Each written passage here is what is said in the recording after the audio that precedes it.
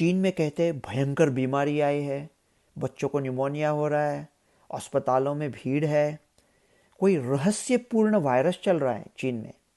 चीन का बाद में देख लेते हैं। चीन में जो चल रहा है वो भारत में नहीं होगा। भारत पूरी तरह से महफूज है, डरने की कोई बात नहीं है। आप कहोगे लेकिन सावधानी तो बरतनी पड़ेगी ना, थोड़ी सावधानी लेंगे। अरे सावधानी के कान के नीचे बजाओ, ऐश करो, त्योहार मनाओ। चाइना की रहस्यपूर्ण बीमारी का रहस्य अगर आपने मुझे पूछ लिया तो एक शब्द में बयां कर सकता हूं, और वो शब्द है सावधानी। चीन ने पागलपंती करके 4 साल जो पूरा लॉकडाउन किया था, उसके बाद ये उनका पहला विंटर सीजन है। चीन के बच्चों की इम्यूनिटी इतनी कम हो चुकी है कि ये ऐसी बीमारी हमको पता था ऐसा होने वाला है। ये नॉर्मल बीमारी है, सब पता था ऐसा ही होने वाला था, सब जगह पे ऐसा ही हुआ है। लेकिन आप कहोगे लेकिन 2019 में भी ऐसा ही हुआ था ना, सब लोग पहले ठीक कह रहे थे और बाद में सडनली प्रॉब्लम आ गया। दो वजह है कि क्यों नहीं आएगी। पहली वजह यह है कि महामारी 100 साल में एक बार आती है। अपने ज़िंदगी तो हो गई भैया, मीडिया वालों को बोलो कृपा करें और हर एक छोटे मोटे वायरस को पकड़ के हेडलाइन में ना डालें।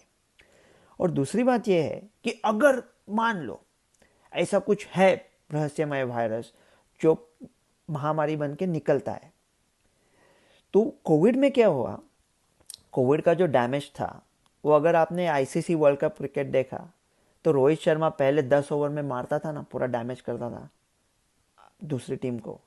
कोविड का डैमेज वैसा था, 10 ओवर तक मार लिया।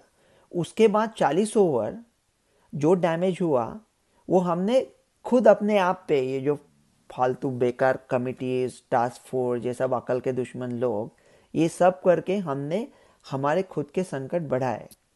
अगर ऐसा कोई महामारी जैसा वायरस आता है तो अभी जनता चुप नहीं बैठने वाली। वो ऐसा कुछ सुन सुन के लेने वाले नहीं है। अगले महामारी में और एक खुली हफ्ता देने से इनकार करेगा। पिछले महामारी में अकेला था, अब लाखों कुली मेरे साथ होंगे। कोई कुछ ऐसा कुछ होने वाला नहीं है। तो देखते हैं कि क्या चल रहा है चीन में, कौन से वायरस और बैक्टीरिया है जो पता है अपने को।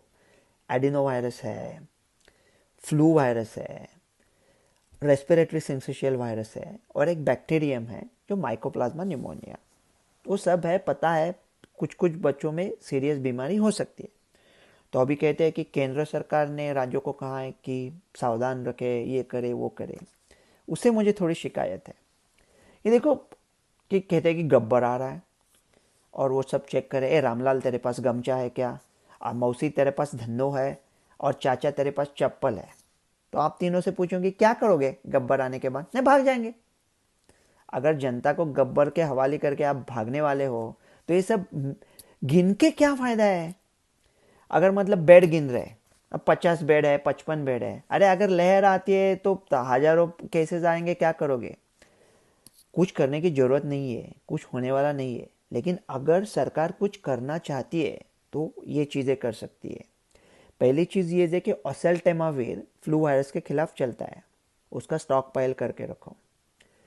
दूसरी चीज़ है वैक्सीन ले सकते हैं फ्लू के खिलाफ, आरएसवी के खिलाफ, लेकिन वैक्सीन की बात नहीं करेंगे, अभी कोई सुनने वाला नहीं है तो छोड़ देते उसे। तीसरी चीज़ ये कि अगर ऑक्सीजन की जैसे कमी हुई थी, अगर कुछ करना ही है, ज़रूरत नहीं है, अगर करना ही है तो भारत के जो सोसाइटीज़ होते हैं ना छोटे छोटे, उनमें हर सोसाइटी सेक्रेटरी के पास एक ऑक्सीजन सिलेंडर रख दो और उनको बताओ कि कैसे इस्तेमाल करना है। ऐसा है, फ्यूचर के लिए अच्छी चीज़ रहेगी।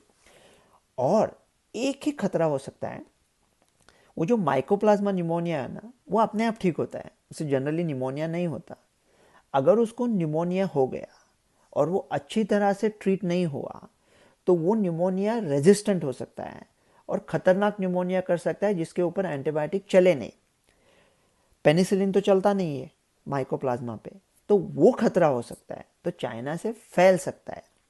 लेकिन वो ट्रैवल पे बैन करके कुछ फ़ायदा होने वाला नहीं है, ट्रैवल बैन से कुछ नहीं होता। और चाइना से हमें एक खतरे की कुछ ज़रूरत ही नहीं है। हम लोग तो आत्मनिर्भर है ना, वो संकट हम खुद अपने आप पे लाएंगे। मेरी एक मौसी है 85 साल की, उसका कुछ लाइफ सर्टिफिकेट चाहिए पेंशन के लिए, तो आधार कार्ड पे कुछ गलती है स्पेलिंग में, तो सब बाबू लोग उसके ऊपर टूट पड़े, उसको वो सर्टिफिकेट नहीं मिल रहा है। लेकिन वो मौसी 85 साल की है, उसको 200 साल और जीना है, रोज 5-6 एंटीबायोटिक उठाती है फार्मेसी से, कोई उससे कुछ पूछता नहीं है ना टोकता है। अगर कुछ करना ही है तो उसके ऊपर कंट्रोल करो और देखो कि क्या एंटीबायोटिक कम खाओ। इतना एंटीबायोटिक खाना अच्छा नहीं है भारत के लिए। अगर कुछ करना है तो असेल्टेमावेर का स्टॉक पाइल करके रखो। चाइना को पूछो उनको चाहिए तो उनको भेजो। अपना क्या है ना, वो कहते हैं ना, खुद ही को कर इतना बुलंद कि हर तकदीर से पहले खुदा बंदे से खुद पूछे बता तेरी रजा क्या है। तो हम आत्मनिर्भर लोग हैं, ये मैं तन से नहीं कह रहा हूँ, प्यार से कह रहा हूँ। अब भारत एकदम महफूज है, अपने आप में सब मुकम्मल है, कोई डरने की बात नहीं, कुछ भारत में कुछ होने वाला नहीं है। आप आराम से रहो, चैन करो। डॉक्टर रवि गोड से।